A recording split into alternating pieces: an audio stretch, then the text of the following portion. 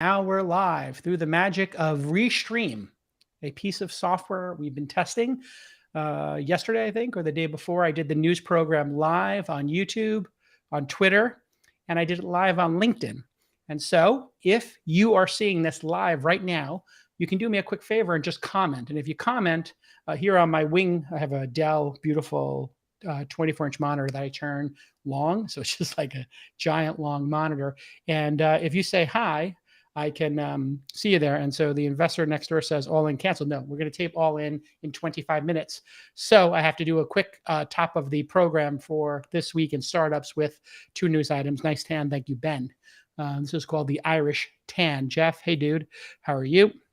Oh, this is great. So I see people on YouTube. I see somebody on Periscope. I haven't seen a LinkedIn person come in yet. So you get to watch me do the news live here. If you like this, go to youtube.com/thisweekin, like the channel or subscribe to the channel, and then there's a little icon of a bell, I think. And that means you'll get an alert on your phone or your desktop when I go live, and you can just be part of the Noti gang. Noti gang, Noti, is the dopest thing you could be part of. How do you become part of the Noti gang? You turn on notifications on YouTube and you're Noti gang. When you're in the Noti gang, when you join the chat, you say Noti or Noti gang or Team Noti. So if you got a notification today, you are well within your right to say Noti gang in the chat. So go ahead and say Noti gang. You can go ahead and thumbs up for your boy, smash the thumbs up button, yada, yada. Okay, let's do our first story. This one's going to be about China banning US IPOs. And you're going to see how I interact with my team when we record the news. And they always ask me, am I recording my local version of QuickTime? To which I say, sure, thanks for reminding me. And then I tell them how many seconds I've been recording on QuickTime, and I've been recording 6 seconds, 400 kilobits. That's how we make sure nobody forgets. Noti gang is here. Okay, great. Oh, Phil is the first LinkedIn person. So Phil, turn on your notifications and you can say Noti gang, Chris. Yeah, you are part of Noti gang. 3, 2. Okay, in our first news story, China is planning on banning US IPOs for big tech companies. This is an ongoing story, and we've got to keep talking about it. The Wall Street Journal today in an exclusive report, and here's the quote: China plans to propose new rules that would ban companies with large amounts of sensitive consumer data from going public in the US, people familiar with the matter said. So let that sink in. We allow TikTok here, which has access to people's microphones, their photo rolls, their camera, their location, and their friend graph, and their phone book. We let China have all that information. China is so savvy that they're doing the opposite. We need to really look at China as our adversary. We are in competition with them here in the United States and the West writ large. And when we are in competition with them, you need to study your competitor and understand why they're doing what they're doing. And we need to really understand what is China's end game here. What is their goal? So if you remember on episode 1244 in July, I told you about the CAC, the Cyberspace Administration of China. They issued draft rules that would halt foreign IPOs for Chinese companies collecting data from over 1 million users. Okay, 1 million users for a public company is a very low benchmark. I don't think there's any public company that has under 1 million users. So they're basically saying any company. Well, these new draft rules are coming from a different agency this time. This is the CSRC, China's Securities Regulatory Commission. And China has a lot of these different groups and regulatory commissions in their country, and different regions operate with some level of independence, but obviously Xi Jinping is in charge at the end of the day, and he is exerting serious power over entrepreneurs, capitalism, and I think the why is what we need to understand. Why is he doing this, and why now? 2 whys. So these rules from the CSRC seem similar to the ones by the CAC. Here's a quote from the journal. Under the new rules, China would also establish a mechanism that requires companies to obtain formal approval from overseas IPOs from a cross-ministry committee that would be set up in the coming months.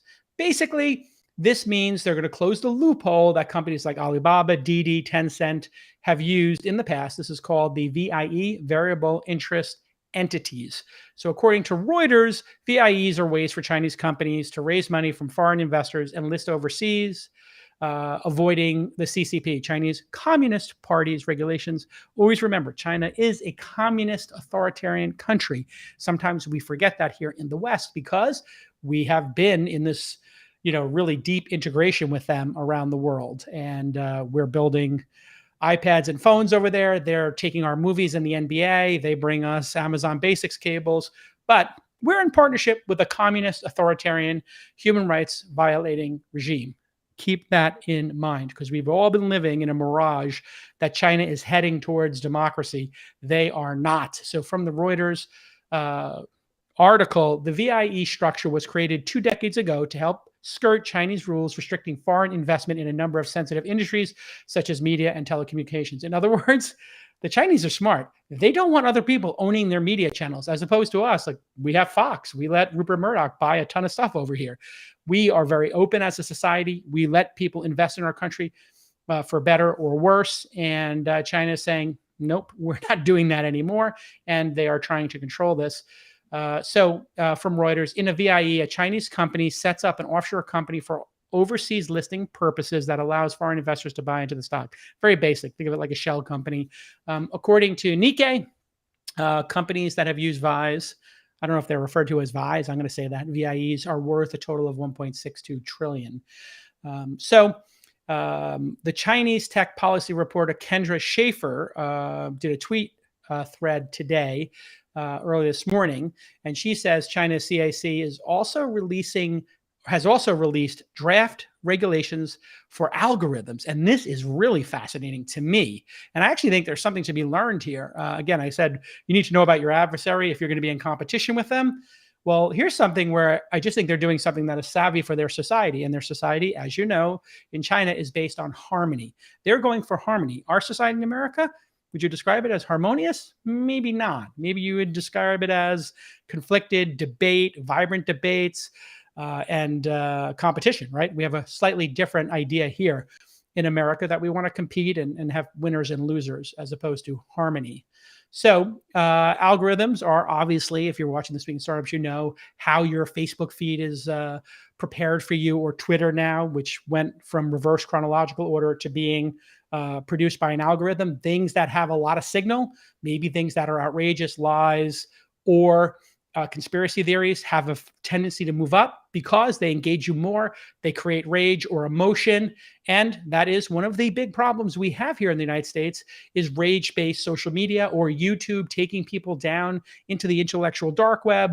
Maybe you start with an simple Sam Harris interesting video, and then you wind up at one of the Weinstein brothers, and then all of a sudden you're listening to Dave Rubin or Ben Shapiro, and then you wind up on Emilio Yiannopoulos or some other banned person who's a white supremacist giving Nazi salutes, etc. And so these are very challenging because the people who write them, they write them with the goal of engagement increasing. They don't actually know how the algorithm is doing this. They just tell the algorithm, hey, the outcome we want is more time on site. YouTube just wants you to watch that extra video, spend an extra 2 or 3 minutes there, and they make more money because they are advertising-based businesses. If they were subscription-based businesses, it wouldn't matter as much. Sure, Netflix tries to get you to watch an incremental show, but they're doing that for your enjoyment, not so that they can show you more ads. So here's the tweet from Kendra, who we should have on the program. Most interesting to me, users must be provided with a convenient way to see and delete the keywords that the algorithm is using to profile them. I just noticed on Chrome, how they show you your news? You can actually now edit that, or at least when I was in Italy, you could do that. So that might be an EU thing. But sometimes people will let you see what the algorithm is trying to show you and let you tweak it. On YouTube, you can tweak the algorithm by saying, show me more or less of this. When you hit on that little triple dot on the corner of YouTube videos, some of you may be aware of this, but we don't really have a lot of information on how the algorithms work because that's proprietary. And as Google always says, we don't want to tell you how the algorithm works because then SEO people will game it to move up the rankings. In another tweet from Kendra, users must be informed that algorithms are being used to recommend content or products to them and must be allowed to opt out and see non-personalized results. This is brilliant. This is something that should exist in the United States. This is an easy regulation to come up with. when you use Facebook, you should be able to say no algorithms, just reverse chronological order, which I think they have somewhere in the menu system actually, but it should be more prominent. And you should be able to opt out of getting personalized stuff, which we're starting to see a little bit of here in the United States. The CCP is also cracking down on algorithms that could influence public opinion. Think about this Facebook right-wing algorithm stuff that we've been talking about over and over and over again, or the far left hysterical liberal mobs on Twitter, both equally, in my mind, annoying and just loathsome and particularly annoying. The party does not want, and this is Kendra speaking in her tweet, or Kendra tweeting, the party does not want algorithms running amok or influencing public opinion. The CAC will keep records of algorithms that have, in quotes, public opinion attributes or social mobilization capabilities. Public opinion attributes or social mobilization capabilities. In other words, my reading of that would be people can then go mobilize and protest, which is something that Chinese do not like. If you remember Tiananmen Square, if you're too young, type in Tiananmen Square, or you can look back on Hong Kong over the last couple of years, students protesting for freedom, being run over by tanks, being murdered, being put in jail and tortured. That's how the CCP does business. I don't care if I ever go back to China. I think they're bad actors, and I think we need to take a hard line. I'm a China hawk. And here is Kendra wrapping up. As far as I'm concerned, this policy marks the moment that China's tech regulation is not simply keeping pace with data regulations in the EU, but has gone beyond them. So here we have one country, the United States, where we let tech companies run amok, and it's causing chaos in our society with misinformation, Russians, Chinese interference in elections, and particularly going after race and trying to create a lack of harmony in the United States. That's what China and Russia want to do. They want to make everybody in the United States obsessed with our two weaknesses as a country, gun control and race in reverse order. Those are the two things that Americans really have a hard time dealing with. And that's what the Chinese and Russians want us to do. They want us to fight on social media so we're distracted while they build big industries and the technologies of the future. So on the other side, you have the Chinese now who are going to say, we're in control of the algorithms, we're in control of the data. Somewhere in between, the EU and Europe saying, let's give some more controls to the people. Three different policies. One is going to result in authoritarianism. One is resulting in a vibrant free market with some unintended consequences. And the middle one, throttling the growth of companies while maybe making life a little more tenable for people in the middle. So it's like anything else, it's Goldilocks' porridge. Too cold, too hot, maybe just right. So are these a good idea, these rules drafted by the CCP? I kind of like the rules around the algorithms and transparency. I think that that's a big win. I don't like them having all the data. So what they're doing is saying, don't trend things that could cause a protest or criticism of the CCP. That's really what they're doing. So it looks like they're trying to do this to help the individual. What they're really trying to do is maintain control. They don't want something trending about somebody, being beat up or jailed by the cops. They don't want something about the Uyghurs being sterilized and tortured and forced to pick cotton for shirts that probably are being purchased by people in the West, sadly.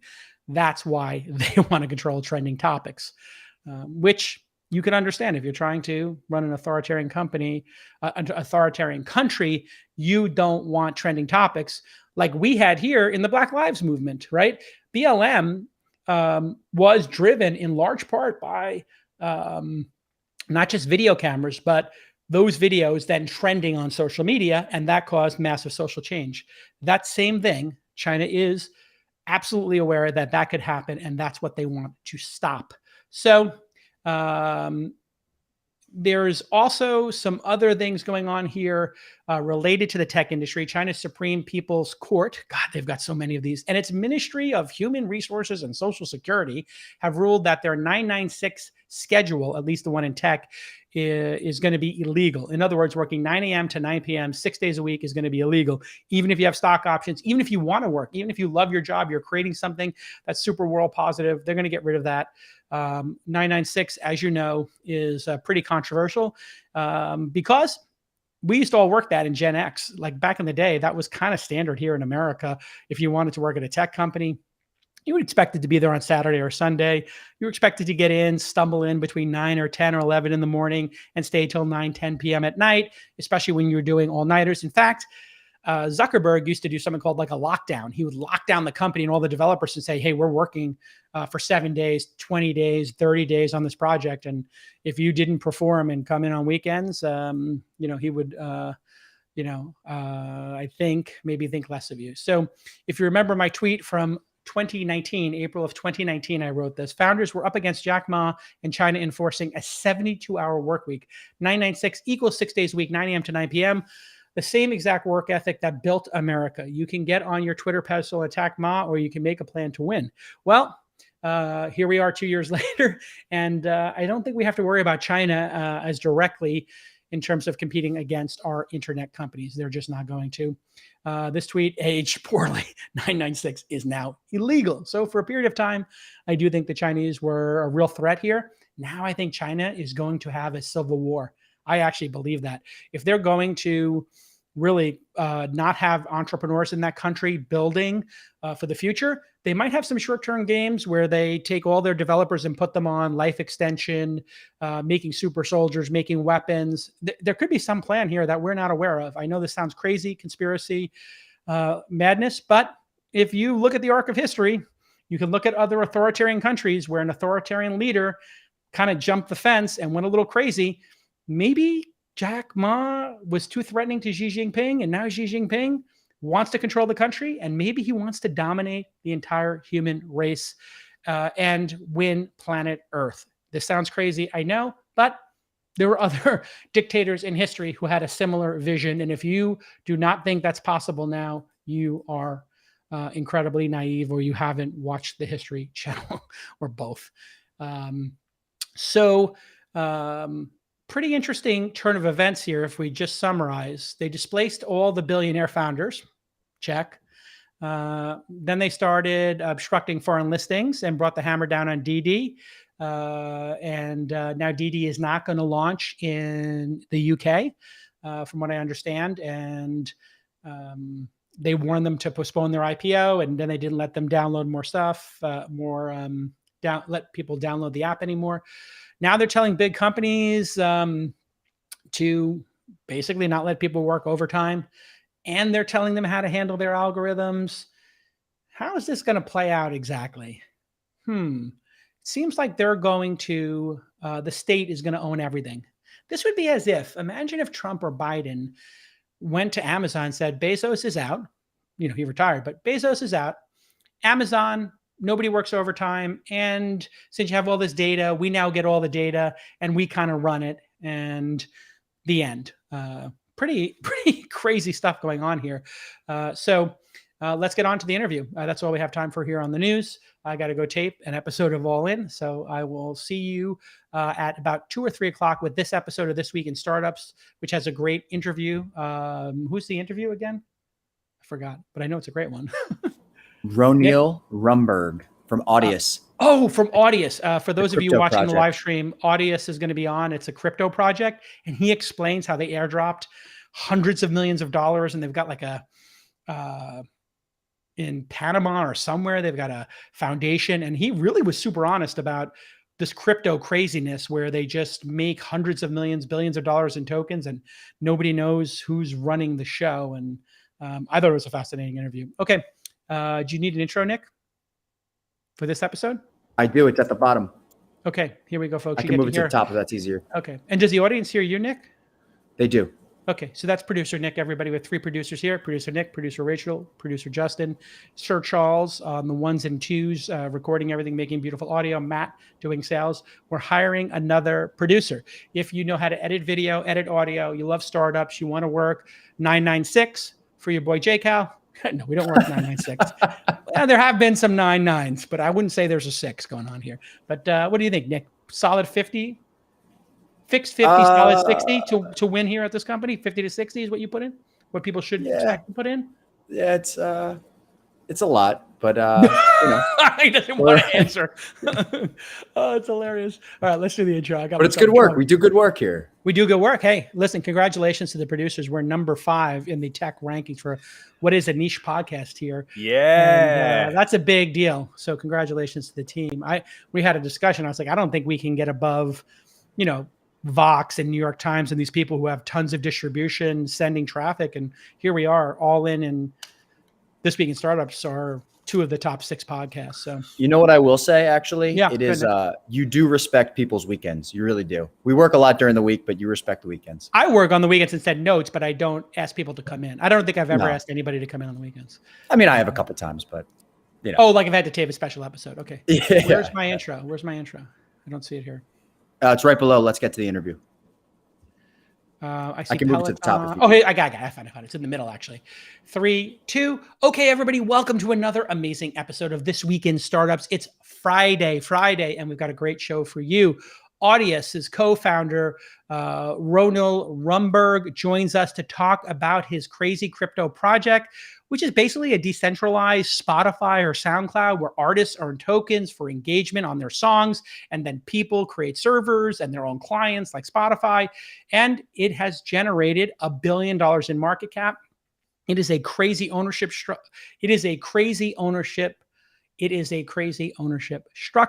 You have to hear it to believe it. And I want to talk about China and how they are interfering and basically closing the noose on all of their tech companies. Stick with us. It's going to be a great episode. So now for those of you watching live or who watch this YouTube, I want to leave the YouTube shows up, Nick, I think, and see how that goes because people seem to be commenting on them.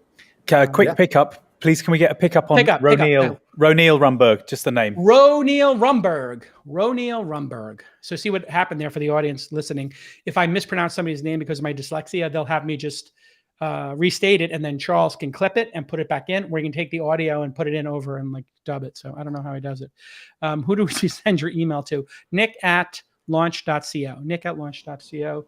All right, everybody. I'll see you next time. Bye-bye. Join the Noti gang.